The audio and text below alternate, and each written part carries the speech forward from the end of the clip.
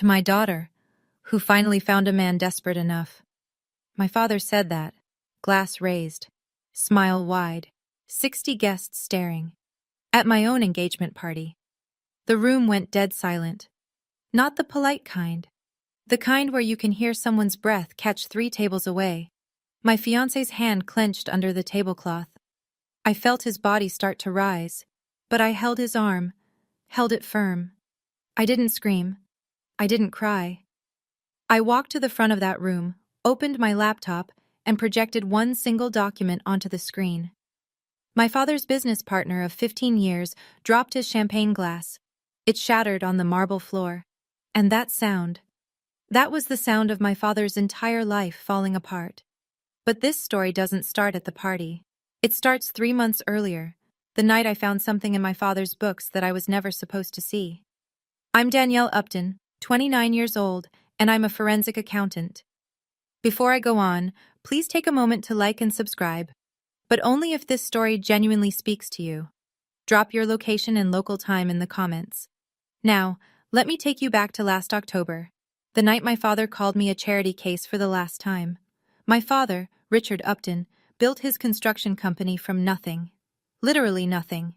A pickup truck, a handshake loan, and 17-hour days.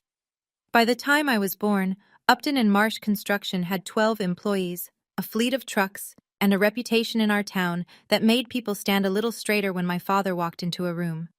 I grew up watching people admire him. The neighborhood barbecue host, the church fundraiser chair, the guy who bought a round for everyone at the country club bar and never let you forget it.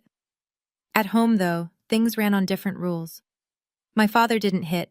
He didn't need to. He had a voice that could make you feel 6 inches tall without ever raising it above conversational volume. I was 9 the first time I remember clearly, 4th grade. I brought home a report card, straight A's, teacher's note saying I was a joy to have in class. I set it on the kitchen counter like I was presenting evidence in my own defense. He barely looked at it. Good grades don't mean you're smart, Danielle. Teachers hand those out when they feel sorry for a kid. My mother, Linda, was sitting right there. She sipped her coffee, said nothing. That was the system. He cut. She watched. I bled quietly. But here's what made it so confusing. And this is the part people don't understand about growing up like this. My father wasn't cruel every day. When I was 12, he taught me to ride a bike in the driveway, and when I finally made it to the end of the street without falling, he said, "That's my girl." I held on to those 4 words for years, replayed them when things got bad. It wasn't until much later that I realized he'd said it in front of the Marshes, who were over for dinner. I was performing well. He was taking credit. That's the only version of pride my father ever had, the kind with an audience. The pattern didn't change as I got older. It just got more sophisticated. College graduation. I finished magna cum laude, accounting, minor in criminal justice. I'd worked 2 jobs to keep my GPA where it was. My hands were shaking when I walked across that stage. My parents came. My father wore his best suit. And at the dinner afterward, a steakhouse I couldn't afford, which he chose, he spent 45 minutes telling my college friends about his company's latest municipal contract. 45 minutes. My friends kept glancing at me. I kept smiling. When the check came, he said, loudly enough for the table, "Well, Danielle, let's hope that diploma's worth more than the paper it's printed on." Everyone laughed, because that's what you do when Richard Upton makes a joke. You laugh. A year later, I landed my first real position at a forensic accounting firm. Good firm, competitive hire. I called my parents to share the news. My mother said congratulations. My father got on the line and said, "Let's hope you don't bankrupt them." I laughed. I said, "Thanks, Dad." I hung up. I sat in my car in the parking lot for 20 minutes. You know what the worst part is? I thought that was normal. When cruelty is the water you swim in, you don't know you're drowning. You think that's just how the current moves. It wasn't until Nathan that someone finally held up a mirror. He said it on our 3rd date, after I told a funny story about my father making a speech at my cousin's wedding, where he joked that I was next, if anyone would have her. Nathan didn't laugh. He set his fork down and looked at me. "Danielle, That's not normal. You know that, right? I didn't answer. But something cracked open that night. Something small. Something that would eventually change everything. I met Nathan Cole at a joint conference for attorneys and forensic accountants in Baltimore. He was presenting on financial fraud litigation. I was taking notes 3 rows back. He wasn't flashy. He didn't command a room the way my father did. Nathan was the kind of man who listened more than he spoke, and when he did speak, every word landed exactly where it was supposed to. Steady, grounded. The opposite of everything I'd grown up around. We dated for 14 months before I brought him home to meet my parents. I should have known how it would go. My father opened the door, shook Nathan's hand, and within 3 minutes had turned the living room into an interview. Where did Nathan go to school? What was his salary range? Did he come from money? Nathan answered everything calmly. No defensiveness, no posturing, just honest, direct answers. Then my father leaned back in his chair and said, "I hope you're patient, son. My daughter is the kind who needs to be led." The room went quiet. My mother looked at her hands. I opened my mouth to say something, I don't even know what, but Nathan got there first. "With all due respect, sir, Danielle is the most capable person I've ever met. No heat, no aggression, just a fact, delivered like he was reading it off a page." My father didn't respond. He just stared at Nathan for a long 3 seconds, then changed the subject to football. But I saw it. The micro shift in his jaw, the flicker behind his eyes. Nathan wasn't afraid of him. And that, I realize now, was the beginning of the end. Because my father's entire system depended on everyone in the room being just a little bit afraid. And Nathan simply wasn't. The man I loved had just become my father's newest problem. Nathan proposed on a Sunday morning. No ring in a champagne glass, no skywriting. He made me coffee, sat across from me at our kitchen table, and said, "I want the rest of my life to look exactly like this. Will you marry me?" I said yes before he finished the sentence. We wanted something small for the engagement party. 15, maybe 20 people. Our friends, a backyard, some wine. Simple. My father had other plans.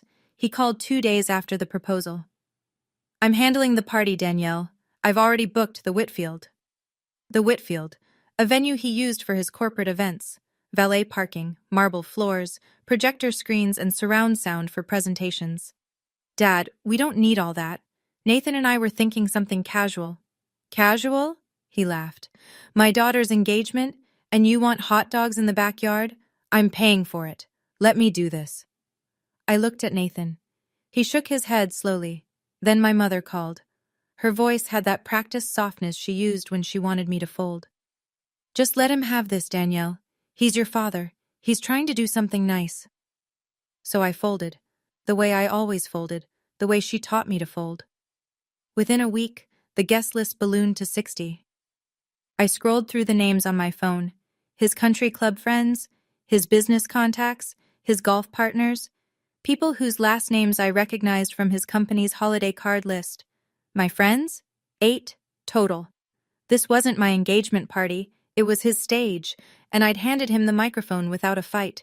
I didn't know yet that he'd been writing his toast for a week, and that what he'd written wasn't a blessing, it was a weapon.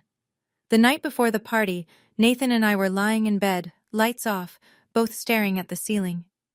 "This is your party," he said quietly. "Not his. You can still change the plan.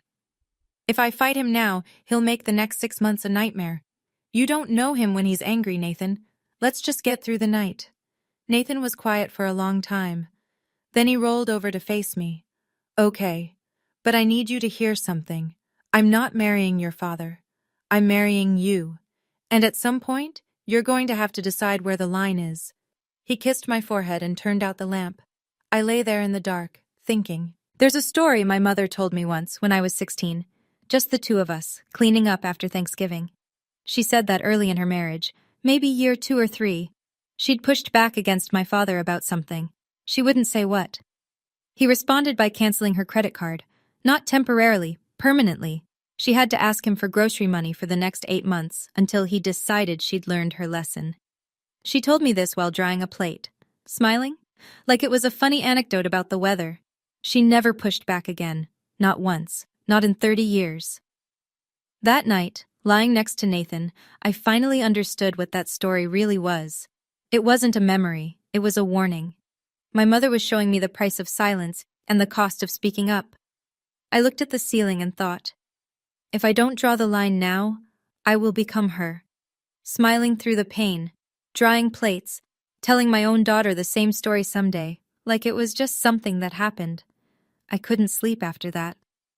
The next evening, Friday, the night before the party, I stopped by my parents' house to drop off the seating chart. My father was in his study, door open, reading glasses on, writing something on a yellow legal pad. "Dad, what are you writing?" He didn't look up. "My toast. Don't worry about it." "Can I read it?" Now he looked up, smiled. The kind of smile that never reached past his mouth. "You'll hear it tomorrow, along with everyone else." Something cold moved through my chest.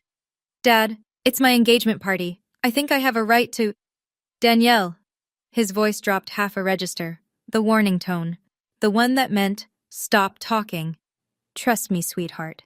Everyone will remember this toast." My mother appeared in the doorway, holding a mug of tea. She read the room in half a second, she was always good at that, and steered the conversation sideways. "Your father always gives wonderful speeches, honey. Remember Uncle Joe's retirement?" I remembered. Uncle Joe's retirement dinner. 4 years ago. My father stood up in front of 40 people and joked that Joe was retiring because no one needed him anymore, not even his wife. Joe laughed. Everyone laughed. Joe's wife didn't. That was my father's gift. He could gut you in public and make it sound like affection. I left the study without another word, grabbed my laptop bag from the car. I had a client audit deadline Monday morning and needed to finalize files over the weekend. The bag went in the trunk. "Bring the laptop to the party," Nathan had said earlier. "You can work during setup. Send the file before dinner." A practical suggestion, nothing more. That laptop would end up being the most important thing I brought to that party. But neither of us knew that yet. Saturday morning, the day of the party. I was drinking coffee and reviewing seating assignments when the event coordinator emailed the final guest list. Richard had made last-minute additions. I opened the attachment. 62 names. I started counting. His golf foursome. The Hendersons from the country club. 2 couples from his Rotary chapter.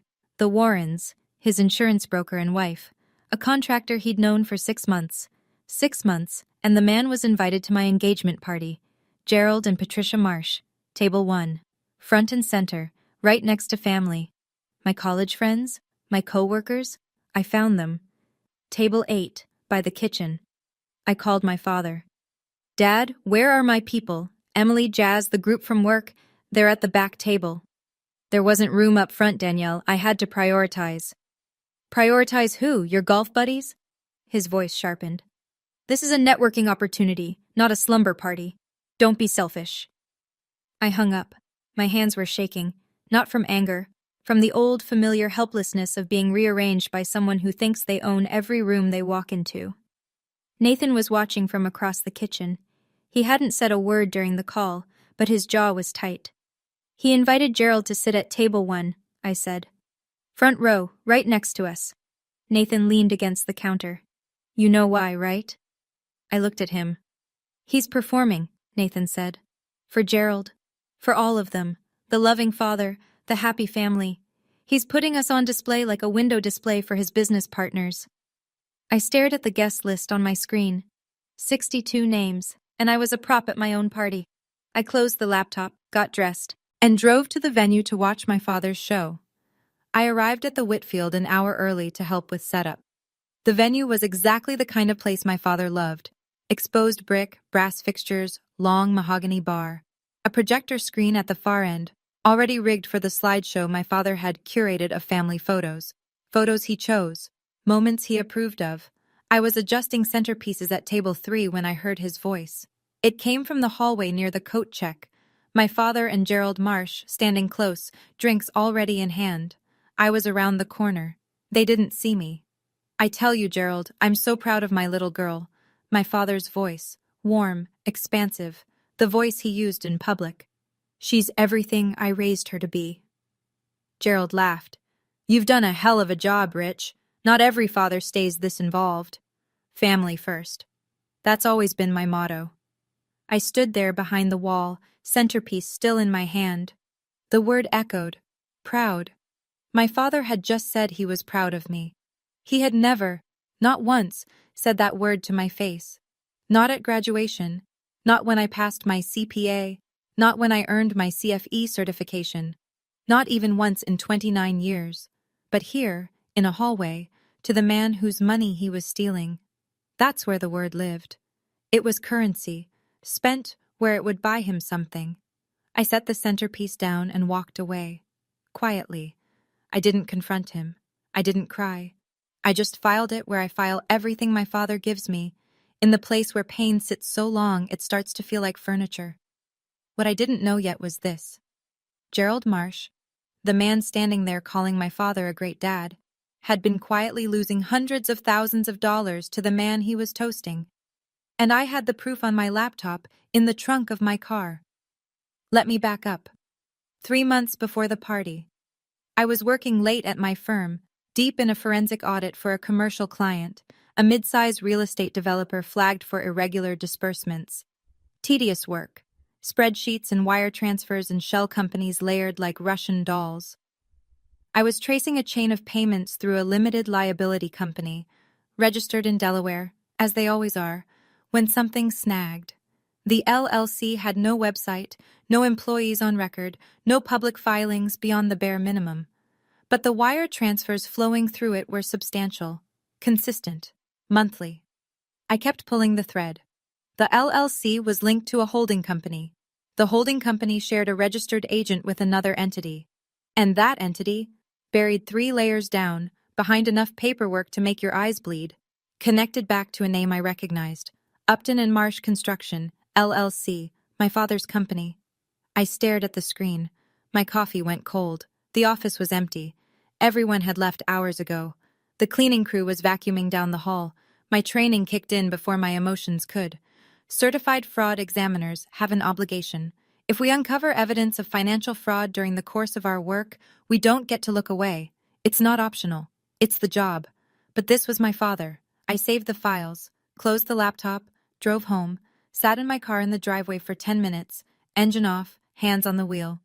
Then I went inside, opened a new folder on my personal laptop, and named it Project Atlas.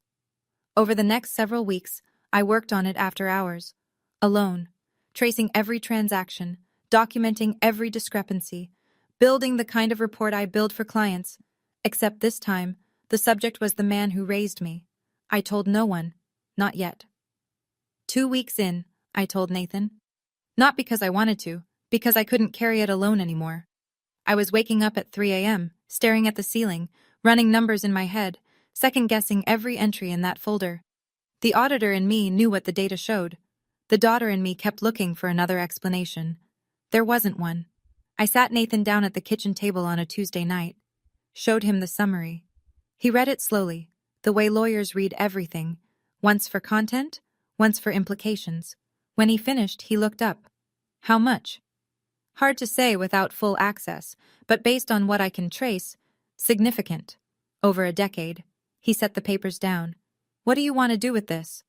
I don't know. He's my father. Nathan nodded. He didn't push, didn't lecture, didn't say what any reasonable person would have said, which is, your father is a thief. Instead, he leaned forward and said the thing that mattered most. He's also stealing from a man who trusts him. Gerald's been his partner for 15 years. I looked at the table, the grain in the wood, the ring stain from my coffee mug.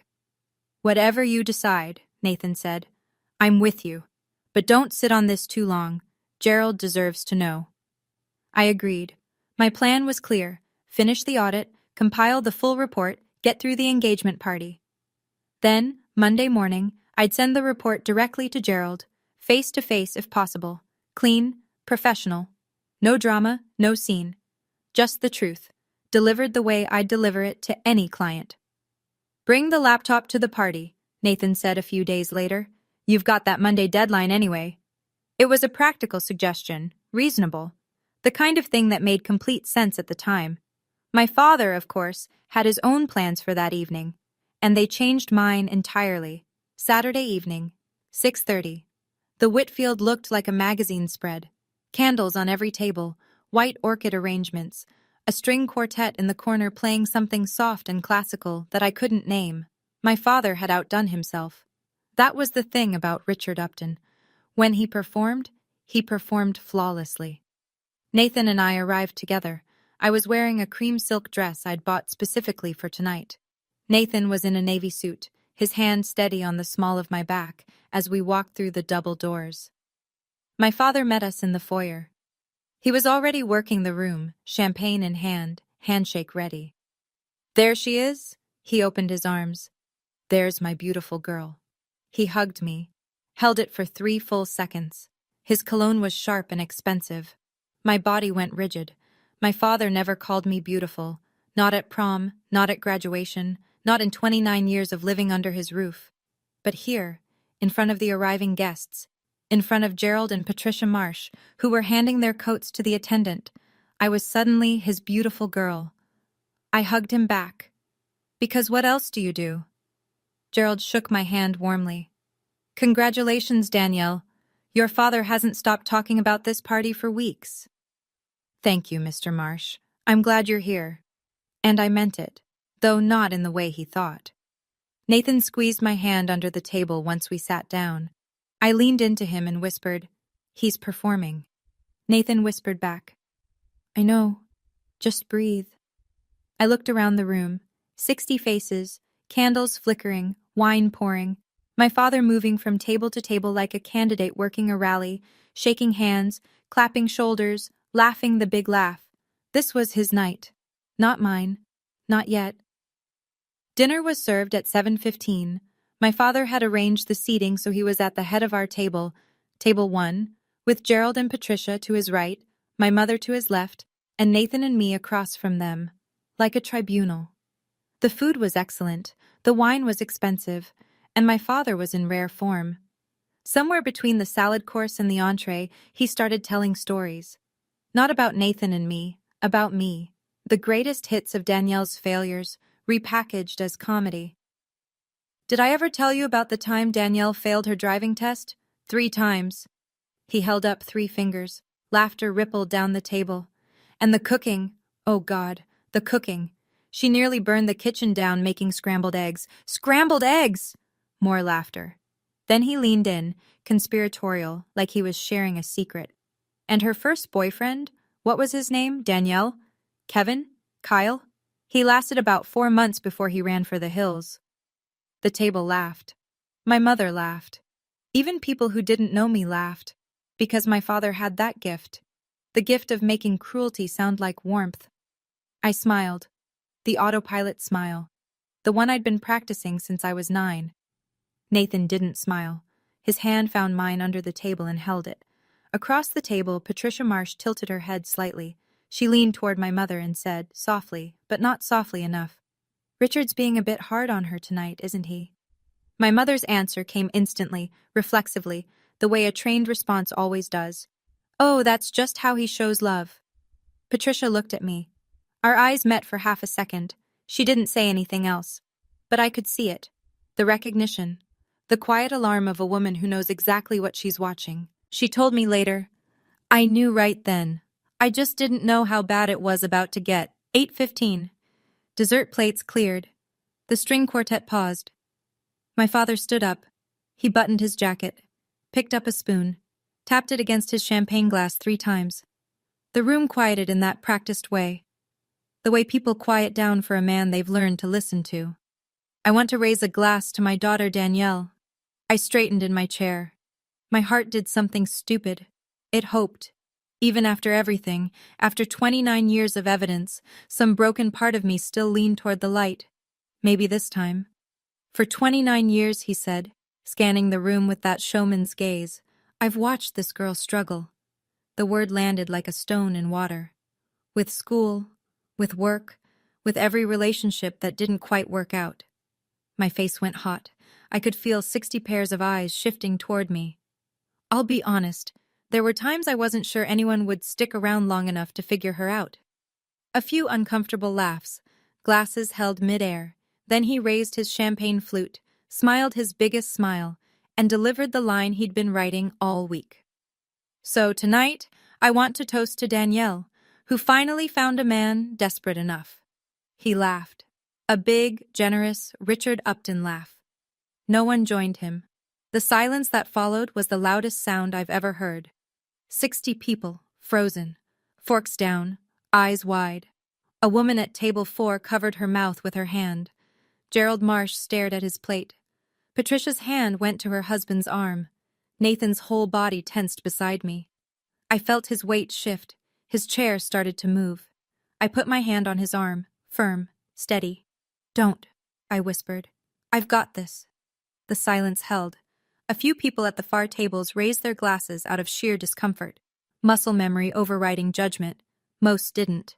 Mark, Nathan's best man, set his glass down on the table deliberately, like he was making a statement. He shook his head once. Slow.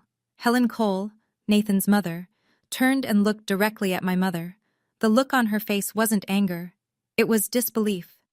Pure, undiluted disbelief. My mother looked away. My father stood there, glass still raised, reading the room. He was smart enough to feel the temperature drop. But Richard Upton had never once backed down from a room in his life, so he doubled down. "Oh, come on," he said, grinning wider. "It's a joke. Danielle knows I love her." He turned to me, eyes bright with that manufactured warmth. "Right, sweetheart?" 60 people looked at me. I looked at my father. 5 seconds passed. 5 seconds is a long time when no one is breathing. Then I said it. Quiet. Clear. 2 words. "Sit down, Dad." His grin faltered. Just a crack. "Danielle, don't be dramatic." I said sit down. My voice didn't rise. I didn't need it to. The room was so silent that a whisper would have carried to the back wall. My father stared at me. For one horrible, electric second, I thought he was going to argue. His mouth opened, then closed. He looked around, searching for an ally, a laugh, anyone, and found nothing. Just 60 faces watching him like witnesses. He sat down. It was the first time in my entire life that my father did what I told him to do. I pushed my chair back, stood up, smoothed the front of my dress, and walked, calm, steady, no rush, to the front of the room. I had a laptop in my bag, and a file that had been waiting for this moment without either of us knowing it. The walk from table 1 to the front of that room was maybe 30 feet. It felt like a mile. I could feel every set of eyes tracking me, the rustle of napkins, someone clearing their throat, a chair creaking as someone shifted to see better. My laptop bag was under the AV table near the projection screen. I'd stashed it there during setup, planning to send my Monday file during cocktail hour. I hadn't needed it then. I needed it now. I unzipped the bag, opened the laptop. My hands were steady. My heart was not. My father's voice came from behind me. Sharp. "Danielle, what are you doing?" I didn't turn around. I plugged the HDMI cable into the projector port. The same projector my father had set up for his curated family slideshow. Photos of vacations he'd chosen, holidays he'd staged, a highlight reel of a family that didn't exist. The screen lit up. I opened the folder. Project Atlas. Then I turned to face the room. 60 people. My mother gripping her napkin. Nathan standing now 3 steps behind me. Gerald Marsh at table 1, his reading glasses still perched on his nose from reviewing the dessert menu. "My father just told 60 people that no man would willingly marry me," I said.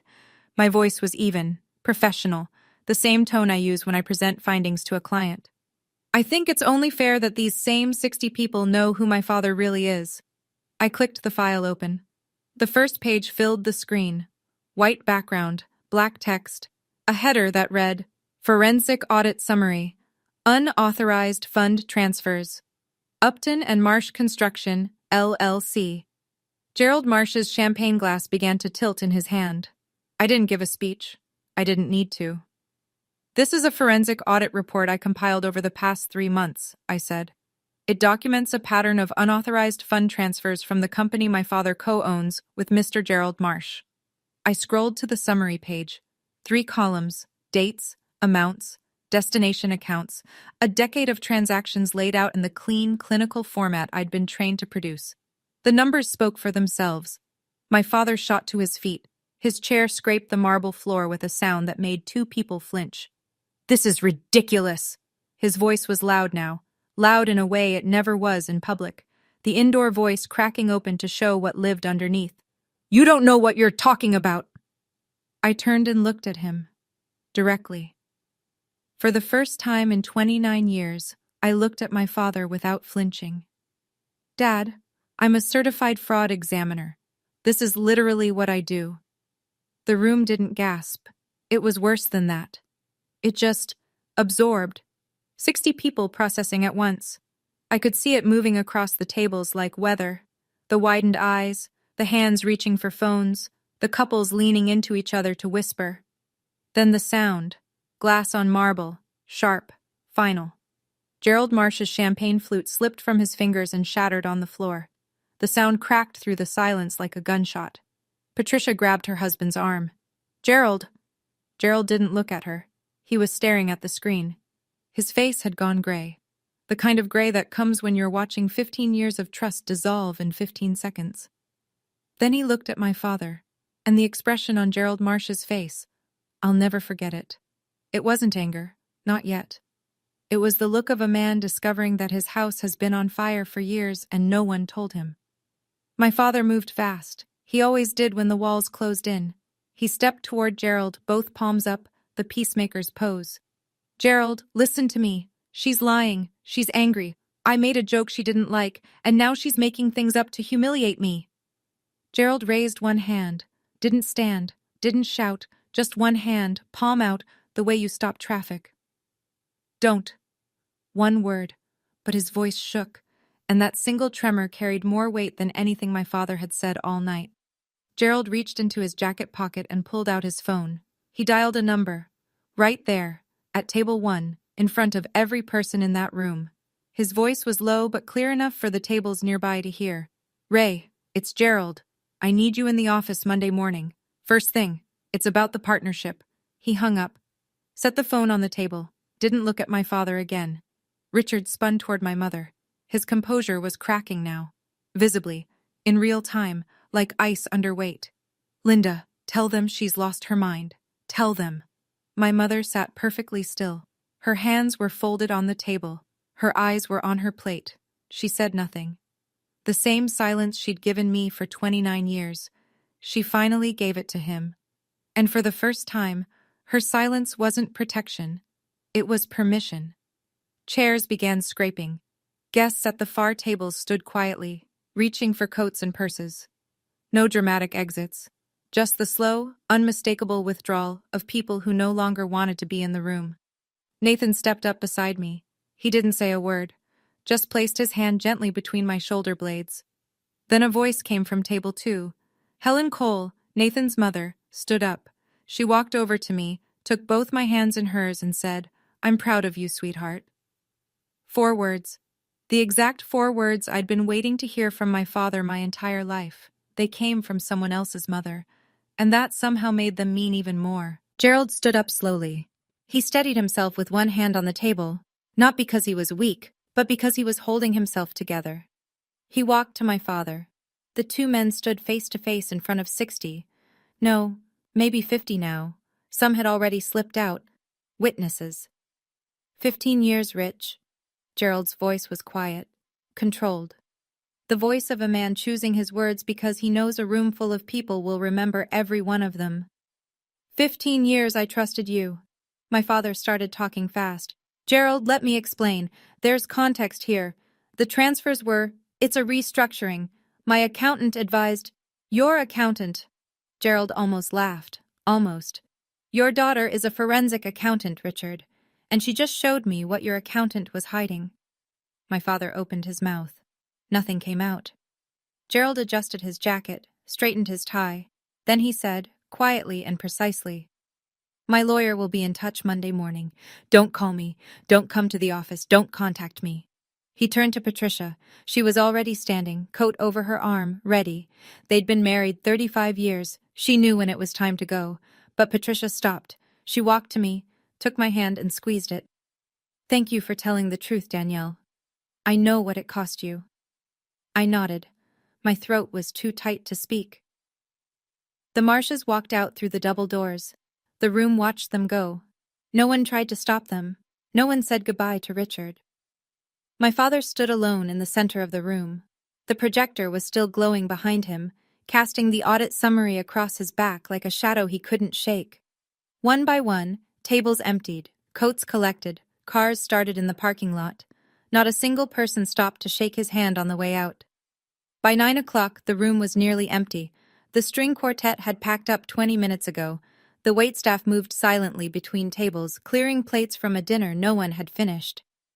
My mother sat at table 1. Same seat, same posture. She hadn't moved in 45 minutes.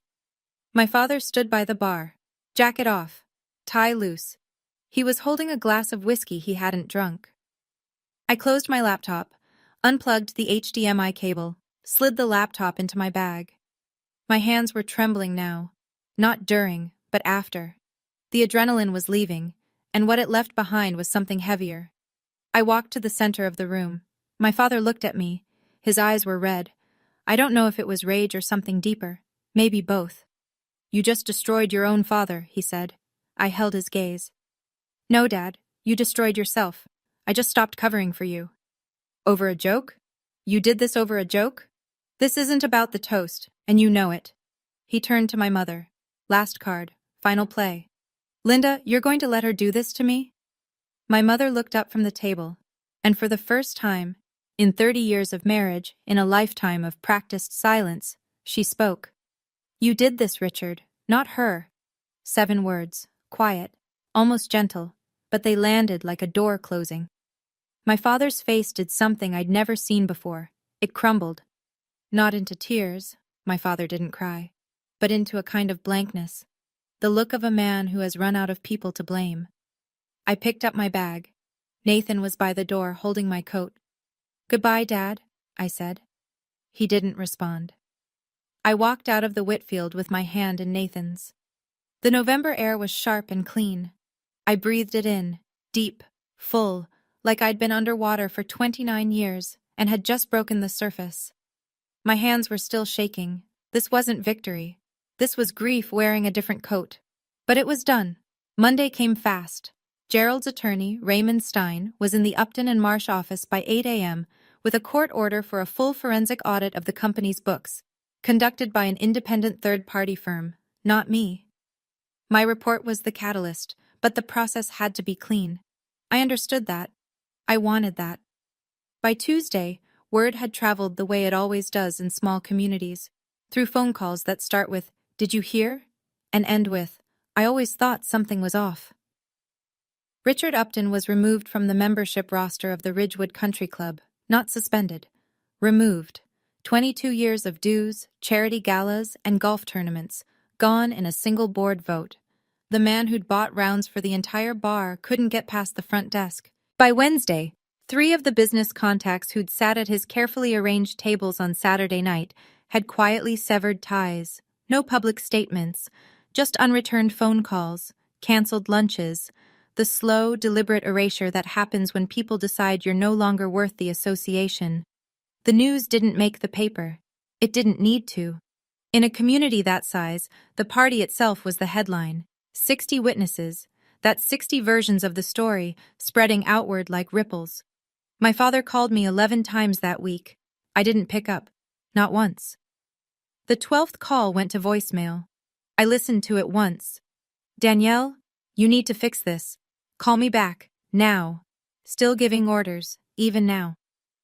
I deleted the voicemail and set my phone on the counter, screen down. Nathan was making dinner. He looked over at me but didn't ask who called. He didn't need to. The man who controlled every room he walked into couldn't get his own daughter to answer the phone. And for the first time in my life, that silence was mine to give, not his to take. The independent audit took 6 weeks. When the final report came in, it confirmed everything in my file. And then some. $837,000. That was the total. Siphoned through Shell LLCs over a 10-year period. Monthly transfers, small enough to avoid triggering automatic flags, large enough to fund a lifestyle that wasn't Richard Upton's to fund: the lake house, the boat, the country club membership he no longer had. Gerald filed a civil lawsuit in January: breach of fiduciary duty, fraud, conversion of partnership assets. His attorney told Nathan, off the record, attorney to attorney, that a criminal referral to the district attorney's office was under consideration. My father hired a defense lawyer, a good one. But good lawyers cost money, and my father's liquid assets were frozen pending the outcome of the civil case. He burned through his personal savings in the first 2 months. By March, Upton and Marsh construction was suspended, operations halted, contracts voided. The 12 employees my father used to brag about were collecting unemployment. Then the lake house went up for sale. I saw the listing online, the same house where my father hosted 4th of July barbecues, where he held court on the back deck with a beer in his hand, telling everyone within earshot how he'd built everything from nothing. Turns out, a lot of that everything belonged to Gerald. Nathan showed me the listing one evening. I looked at it for 10 seconds, then closed the tab. "You okay?" he asked. "I didn't do this to him," I said. "He did this to himself." Nathan nodded. "I know. But it still doesn't feel good. It's not supposed to." He was right. Justice isn't supposed to feel like celebration. It's supposed to feel like the weight of a door finally closing, heavy, final, and necessary. But the heaviest moment was still coming, and it arrived 2 weeks later, through a phone call I wasn't expecting. My mother called on a Sunday afternoon. I almost didn't answer, but something made me pick up. Maybe instinct, maybe hope, maybe just the fact that she'd never called me on a Sunday before. Sundays were Richard's day. Football and silence. "Danielle." Her voice was different, smaller, but somehow clearer, like she'd finally taken something heavy off her chest. "Hi, Mom." A long pause. I could hear her breathing. Then, "I should have said something 30 years ago. I'm sorry." I closed my eyes, leaned against the kitchen counter, the words I'd waited my entire life to hear, and they came wrapped in 30 years of regret. "I saw what he did to you," she continued, "every time, and I told myself it was his way of caring. That's what I told myself, Danielle, because the alternative, admitting I'd let my daughter be hurt by her own father, was too much." "Mom, let me finish, please." Her voice cracked. "What you did at that party, standing up like that, I've never been that brave, not once in my life, and watching you, it broke something open in me. I didn't say, 'It's okay,' because it wasn't. Not yet. Maybe not for a long time. What I said was, 'I love you, Mom, but love isn't enough. Not anymore. I need you to show me.'" She was quiet then. "I started seeing someone, a therapist. Last week was my first session." I pressed my hand to my mouth. My eyes burned. "That's a good start, Mom." We talked for 20 more minutes. Carefully, the way you walk across thin ice, aware of every step, aware it could crack. But moving forward. 2 days later, I received a text from my father. Just one. The last communication I'd ever get from Richard Upton. "You chose a stranger over your own blood." I read it twice. Then I understood. And it was the final confirmation I needed. Gerald Marsh, his partner of 15 years, his friend, the man whose money he stole. My father still called him a stranger. Richard Upton didn't know what trust was. He only understood control. And when control was gone, he had nothing left. I deleted the text, and I didn't look back.